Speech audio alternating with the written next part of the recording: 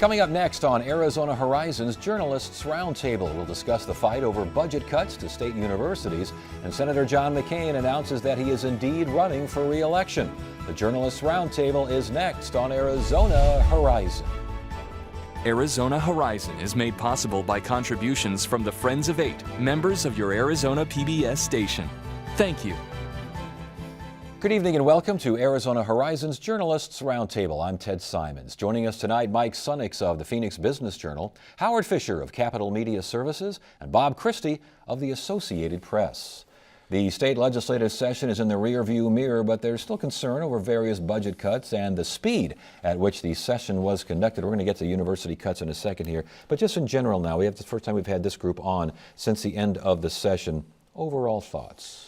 Well, I think the governor basically got what he wanted throughout the session. He kept the tax cuts in place, whether people agree with it or not. He got a budget passed very quickly, whether people like the cuts to education, university or not. And he avoided, for the most part, all the kind of kooky bills that get us a bad pub. A lot of those didn't make it to his desk somehow. They seemed to be able to get the budget passed by arm twisting some moderates, but then they kind of use those moderates to keep some of the right-wing bills that people don't like to see in the news from his desk. So I think he did pretty well overall from his agenda. But, you know, there's all this talk about, isn't this great? It's the fastest legislative session in 50 years. You know, it goes to Ducey's quote unquote, we're operating at the speed of business here, whatever the heck that means. I've watched the session, even on normal length sessions. So much gets through there that doesn't get the proper vetting. Budget obviously being a piece of that. There's $24 million out there. Nobody knows how the governor's planning on spending it. A plan to underwrite the borrowing costs for charter schools. There's legislation that we just found out about today that has to do with adoptions and who has to help with people with them. There is so much that has gone through. And speed for speed's sake, I think they're beginning to realize that, well, maybe this isn't the best way to do it. We had Senate President Biggs on last night, and he says, I'm here. If you have a question, come get me. I've been here. We heard these things before. You saw the governor's budget for who knows how many weeks beforehand. Does he have a point? Well, I heard his comments last night, and I don't know how accurate those are. The governor's budget was out there, yes, and they did have appropriations committee hearings where department heads came in and gave their proposals, and there was some small time for public input. But when the actual budget deal rolled out on a Tuesday, which they didn't tell us what was in it, Wednesday, Thursday they did the approps committee hearings there in the evening, and there were maybe several hours of testimony. 4 or 5 people testified, and then they were done. But back to the Senate President. What he says is, between what the governor wanted and you all had a chance to look at, and the deal, he called it, I don't know, 99% the same thing. So why dawdle? Well, why dawdle is, well, I think a better question is why, in Senate President Biggs and Speaker Gowan's position, why don't you dawdle? You don't dawdle because that gives members time to go back to their districts for the weekend and talk to their city council people and their local school boards and say, holy cow, what are you're doing what to us? That's why it's done at such speed, regardless of what the cover is. And there were other things that got added and subtracted. There was much more shoved down the throats of cities than was originally planned. There was a bigger cut to the universities than was originally planned. There's so much in little details in there, things they did to K-12 funding that was not originally planned. And it's those kinds of details. In fact, as they try to fix it the last night of the session, some of the stuff about funding district-sponsored charter schools, and they just couldn't get the bill through. Mm-hmm. That's what happens is you rush it through and then you say, man, what did we do? Well, it's a function of one-party rule down there. You know, the Democrats don't have much sway at all, occasional issues once in a while. And the rank and file don't stand up to either the governor or leadership. They go along, they're kind of steamrolled, especially on things like the budget. And so they don't say, no, let's slow this down. So that kind of leaves the media once in a while to play watchdog and find out a few bills that need to be stopped. But not having Democrats strong enough down there or enough moderates strong enough times, especially on something like the budget, allows them to kind of push things through. But that gets back to the point. You know, we talked on this show about Bob Thorpe. Bob Thorpe and the president of NAU and Brenda Barton put out a letter. These cuts to NAU are unacceptable. And then they voted for it. And then they voted for it. Hours later. I mean, I think one of the takeaways from this legislative session is what appeared to be a complete meltdown of House leadership in the last 24 hours of the session. the new Speaker of the House, the new Majority Leader, the new Majority Whip. There was a small little pawnbroker bill that the Senate voted down twice that took up hours of the leadership in the House's time. Yes. Which we're all trying to figure out what the connection was, why they wanted it so badly. And then all sorts of things fell by the wayside because they dawdled, they were cajoling Not people. only And that, but Howie, the Senate just said, we're going home. I have been down there since 1982. I have never seen a session end this way. I was over in the Senate, and Andy Biggs was talking to the Democrats and to his own leadership, and they said, our business was done at 5 o'clock. We're just waiting for stuff to come back. And they waited. Gowan and the leadership there was sitting on some bills because they were in a snit over something. And finally, a little after midnight, Andy Biggs said, we're going home. We're shutting it down. And they didn't even call Gowan. Yeah, no kidding. They didn't call him. I went over to the House and informed Gowan's chief of staff, you know that bill you're debating right now? Don't bother because there's nobody to send it to. And that was the election harvesting bill. That went down. They pulled it off the board. Then they tried to put a few more bills up that just need a final House vote. They ran through several of them. But the other big one, the repeal of clean elections, putting it to the voters, that went down in flames because some of their own members had gone. Okay, the speed of, but we're going to get to the university funding in a second, but the speed of business thing, because we heard a little bit of this again in front of the Board of Regents regarding business.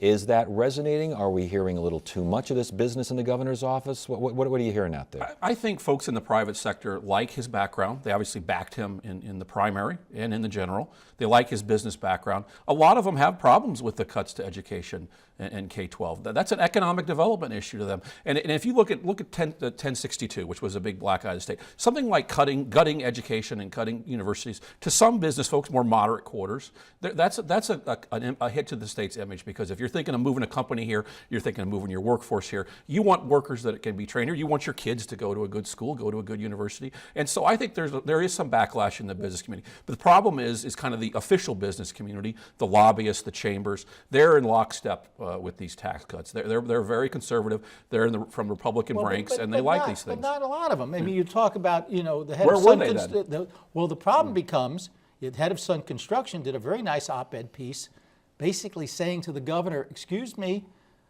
save me from the tax cuts, save our university system." We saw this group of ASU trustees, many business people, head of Fulton Homes, saying, look, we can't keep doing this. The problem is it's all after the fact, and we've talked about this before. 1062, 1070, these cuts, it's always after the fact. They're always a day late and a dollar short. It's always reactive to this thing. They don't confront the governor. Part of it's the speed of the session and how they ram these things through. But where were they when this came out? I mean, they didn't do anything until it's fait accompli. And the governor will say, where were they in the election? And President Biggs will say that, and all the Republicans will say it. Listen, the governor campaigned on this. He's going to drive taxes down. He's going to cut. Going to bring the states, tighten the state's belt. But here we have the head of the universities, the schools, and we haven't even talked about the social service cuts to Medicaid, to welfare, which won't get a lot of press. But the schools and the universities could get some type of critical mass. And again, last night, asked the Senate president for his thoughts on what happened, and he says, the governor was elected on a platform. We were all elected on certain ideas, and we did what people wanted us to do. Well, that's oversimplification. Fred Duval waged a lousy campaign.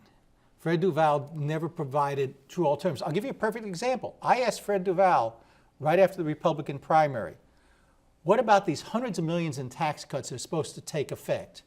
Here's your chance to say we're going to save the universities. Oh, no, they should be allowed to take effect. Where was even Fred on this? There was no real campaign out there, so it left it to Republicans outnumbered Democrats, and Fred offered nothing. Last question on this, and again, the business aspect. Is there a disconnect between the idea of running a business and running a government where one is a slave to profits and the other is a slave to service? Well, I think so. I mean, the governor addressed the Board of Regents today and said, I want you to come up with a strategic plan. I want you to tighten your belts. Well, they have a strategic plan. It's been in effect for several years now that they sold to the legislature that they work on. So now, if they've already spent all this money on it, do you want to go and reinvent the wheel just because you want a new plan? It doesn't make a lot of sense on that. Talk about the governor meeting with the Board of Regents. When the governor met with the regents on Thursday, he came in, and I think they were expecting some idea of, okay, here's where we are, here's how we go forward. Instead, he said, I want results. What does he think the Regents have been doing? They said, look, don't fund us on the number of students we have, fund us on the number of graduates we have. We're willing to do that. We're willing to show you how we've increased graduates. We're willing to show you how more high schoolers are getting in.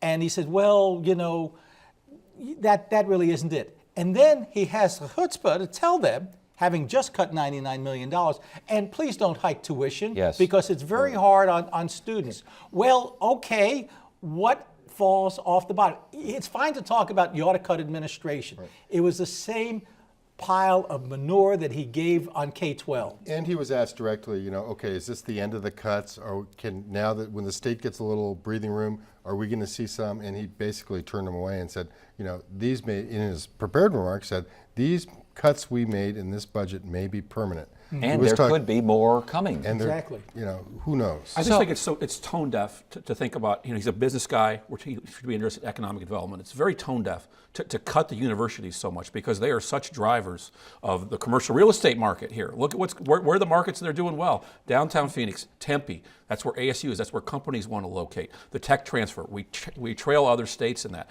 All these things that that the economic development portions of the schools, it's kind of tone deaf to ignore that and have these cuts. And his lecturing, I think, isn't going to go over very well with either the schools or kind of their backers in the business community. Here's an interesting point that Mark Killian brought up. He's chairman of the Board of Regents. Who we'll have on the show Monday. Good. Nice promo there. Thank you.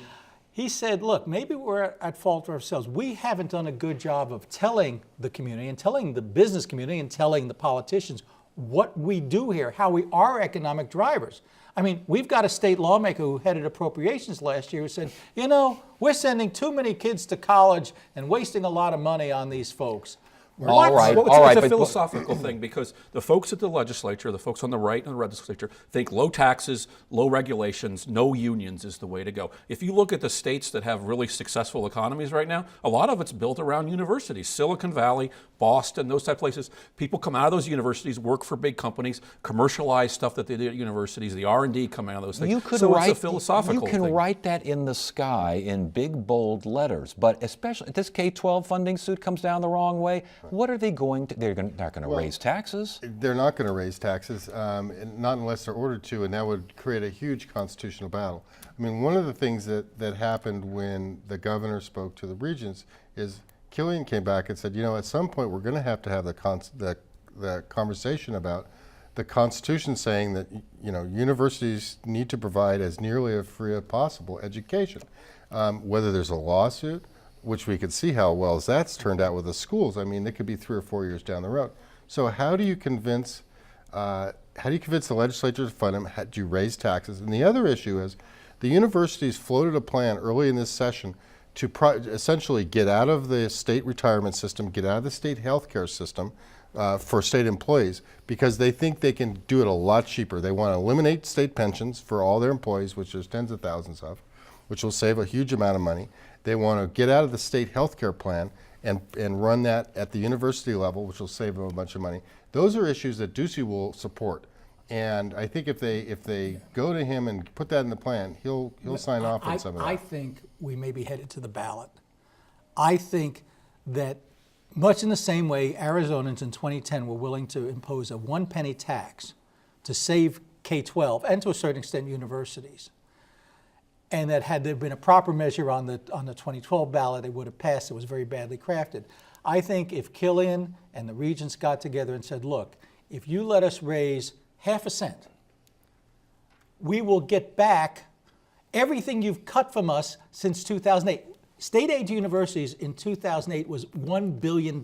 Yes. We're now down in the 650 million range. We've got more students, inflation and everything else, and I think there's a case to be made. Okay, real quickly, does a Governor Ducey fight that initiative? Does he just sit back and watch it, or does he support like Governor Brewer did? Well, I think, given his history on the 2012 measure where he fought the K-12 funding, I think he fights it, But he's very good at doing one of these things, and he may see if the wind is heading that direction, says, look, I don't want to raise taxes. Now, if the voters want to raise taxes, who am I to stand in the way? I think he fights it even more vigorously. Yeah. I think he's in a corner. He wants to be pure on this issue, obviously, and I think him and folks on the right have such an adversarial view of the universities for some reason. Why do they have that adversarial? You look at other states that we compete with for jobs. You see much more support, political community support for the universities. We don't have that here. There are liberals at the university. There are Democrats at the university. I do think there's a wild card in going to the voters and asking them for a half-cent sales tax. We got a 1 cent sales tax that's been on the books for years for K-12 education, and the legislature just went in and cut the legs out under it during the recession. And here we are 3 or 4 years later talking about this lawsuit. So how do you convince, so you're going to have a core group on the right that's vehemently opposed to any tax increase, who's going to fight it. And then the average voter, I could see a smart PR guy, and there's a few of them in this town, who've run some campaigns saying, well, look, it didn't work last time. It's not funding our schools last time. It didn't work because they didn't obey it. This was the 2000 ballot measure that raised the state sales tax by 0.6%. And they said this is supposed to go to inflation funding. Well, we know what the trial judge ruled. The trial judge ruled what part of what voters mandated, don't you understand? If forgetting the $1 billion back, if they just get where the judge said they should be, if we add $336 million to their funding on top of the $4 billion right now, that helps make them whole. I did enjoy some of the Ducey supporters on the business community saying if we grow ourselves, we'll grow ourselves out of this. The money might come back. But they haven't. Those tax cuts have done nothing. They have not paid off. But it's always the supply side kind of conservative view on things that will keep cutting taxes, low regulations, and companies and people will move here, and we'll grow our way out of this. What do you say to ASU Board of Trustees with some pretty big names on there? Cardin, we've had Fulton, that name is on there as well. They are saying that these budget cuts, quote, send a message to the state and the country that educated citizens and long-term health of the economy not priorities for the state of Arizona. That's a lousy advertising campaign. It is. And, where were these folks 3 months ago? Where was these folks during the campaign? You had a very different type of Republican running against him, Scott Smith, who probably wouldn't propose these things. And the business community basically lined up mostly, behind Ducey and stuff. So we get what we pay for on these things. We've talked about this before. It's a very, very conservative legislature, a very conservative anti-tax governor. We elected them, and then they did what they promised. Right. And we cut a few $100 million out of the budget in order to balance it. the governor came in facing $1.5 billion deficit over about 18-month period. They've got that straightened out. But in the meantime, he also passed at least 3 or 4 tax cuts. One's going to cut $30 million out of revenue, which is kind of a quietly in a normal tax bill that we always have to conform our tax bills to the federal tax law every year. But they put in a $500,000 incident expensing. It's going to cost $30 million this year, right off the bottom line. It wasn't in the budget, wasn't accounted for. Then he cut insurance premiums, which will cut, by the time it's fully racked in, $30 or $40 million a year. That's the real crazy one. He said, well, we cut corporate rates years ago. Well, okay, if you cut corporate rates from 6.9% down to 4.54%, maybe you could say there's some economic development. Cutting insurance premium tax cuts gets us nothing. Not according to the Chamber of Commerce. We had them on, and they said it helps make Arizona more competitive. For what? For what? This is a tax on the premiums that I am paying on certain things. How am I'm going to buy more insurance if suddenly the tax, some new insurance more competitive for insurance companies. Oh, come on. I'm not buying it. At some point, will the voices of the school supporters and the university supporters get loud enough to overcome the anti-tax forces? That's what we're seeing in the state.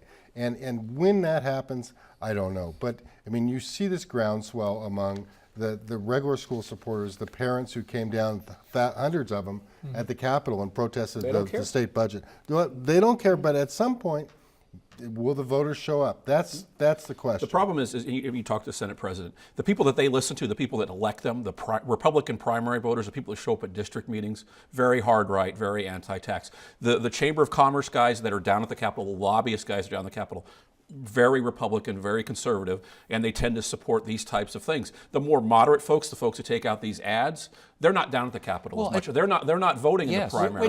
Which is why you need to take it around the legislature, which is why you need to do what Jan Brewer did in 2010 and say, the heck with you, I'm going to the people. Yes or no? Is there going to be a lawsuit over this?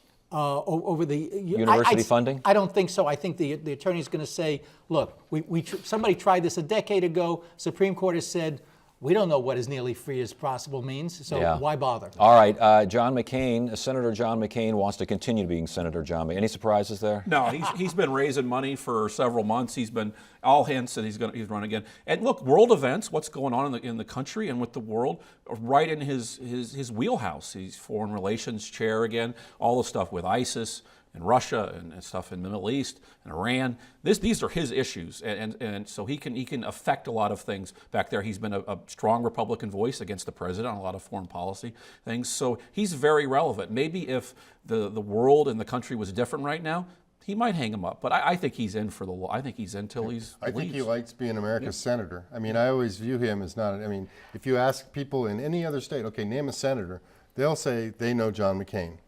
And that was even before he ran for president. He likes being a senator. He likes being engaged. He's vigorous, to say the least. I mean, I've walked with him from here to up, and he's near an 80, and I'm a little over 50, but he can beat me. Yeah, he likes the interaction with the media, with voters, the town halls. He still likes arguing with people. I don't know that he likes the interaction. He tolerates us once every 6 years. He likes interaction with the media that he interacts with. Yes, he likes the Sunday morning talk shows, and once every 6 years he comes back here and deals with the local media. But you can see the contempt on his face. Senator Kelly Ward has an exploratory committee for a primary challenge. Is this just making noise? Is there a poll out there that says maybe, kind of? I think that she's surrounding herself, like most politicians do, with like-minded thinkers, people who hate Common Core, who want a smaller government, who believe that Obama is a commie and probably from Kenya and Muslim to boot. And, I think that she's seriously considering it. I think that she's figuring if you strike when the time is right. 6 years from now, or does she wait for Flake? Flake's not retiring. Is she going to wait till 6 years from now? Well, then of course now she gets termed out of the legislature. Can a Tea Party candidate get close? Everybody I talked to yesterday, day before yesterday, when McCain made his announcement was, whoever challenges him might get 20 or 25%. I don't think so. I just don't see it happening. I mean, he has $4 million in the bank now. He hasn't really started to raise money yet. I mean, this could be a $10 or $15 million race for someone to try to knock him off, and then they'll probably still come up way short. You hear all the conservatives against him. He's so strong with older voters, with veterans. It's 20%, 25% tops. Why does the Tea Party hate John? I think they hate McCain sometimes more than Obama. He's not pure enough. He's been willing in the past to take them on issues, so that kind of leaves a bad taste. He, like Howie said, he likes to go on CNN and meet the press and some of the mainstream media, which they don't care for. And so for a while there, he was kind of the maverick. He was the anti-George W. Bush candidate. That obviously changed when he ran against Obama. He's been was more conservative. So I think he's not pure enough. And sometimes you dislike people that are closer to you that aren't like you than somebody totally opposite. And people have long memories. This is a guy who proposed immigration reform. Can't have that. And it's that kind of stuff that the older voters, the folks with the long memories, remember. They want somebody who, as Michael says, is intellectually pure, ideologically pure, and John ain't it. Yeah, but he faced a challenge from the right in the last election, in the 2010 election, from J.D. Hayworth, who is tried and true, as from the Tea Party cloth, very popular among conservatives, had a fairly well-financed campaign, had statewide name ID, and got nowhere. We have 30 seconds left. Anyone on the Democratic side come to mind as a challenge? No. Anyone? I heard a theory that if the Supreme Court comes down and redistricts everything and Kristen Sinema gets in a very, very touchy district, she may go. Anyone? And that's it. No, I don't think anybody wants to take him on. I mean, You know, there's just no reason to bloody yourself that way. All right, good stuff, guys. Good to have you here. Monday on Arizona Horizon, more on university budget cuts from the chair of the state board that oversees the institutions. And we'll hear about an upcoming conference focused on improving the delivery of food, water, and energy. That's Monday, 5:30 and 10 on Arizona Horizon. Tuesday, hear from both sides on the merits of for-profit higher education. Wednesday, we'll look at how the legislative session impacted issues involving children. Thursday, we'll talk about a bill to reduce the crackdown on medical marijuana. And Friday, it's another edition of the Journalists Roundtable. That is it for now. I'm Ted Simons. Thank you so much for joining us. You have a great weekend.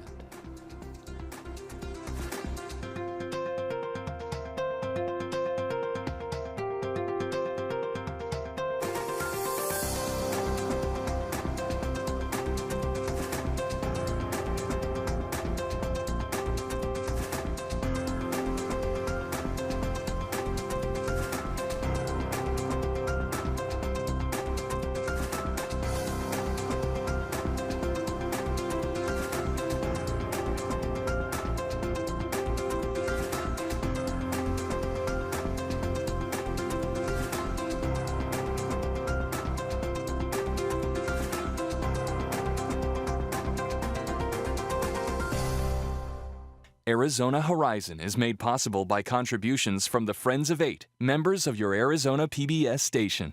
Thank you.